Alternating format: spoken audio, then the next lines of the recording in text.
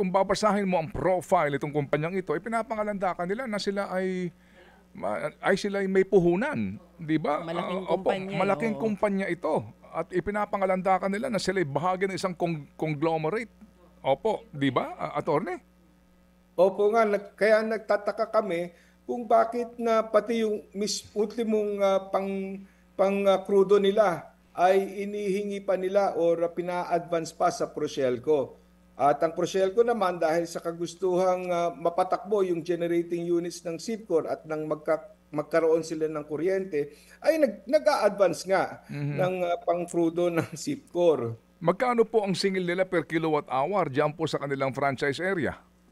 Ang sa franchise area po kasi ng Proselco dahil ito ay off-grid, sila po ay nakasisingil ng yung socially subsidized rate or yung SAGAR. Kaya lang ang true cost pa rin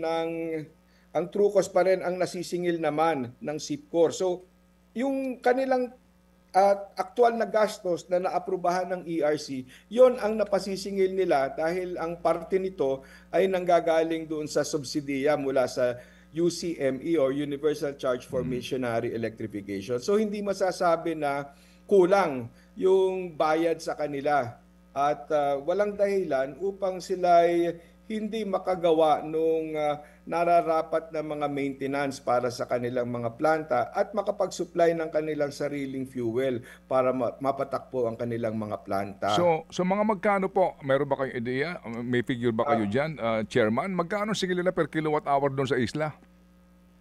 Pasensya, wala ako dito ngayon nung eksaktong kanilang kanilang rate.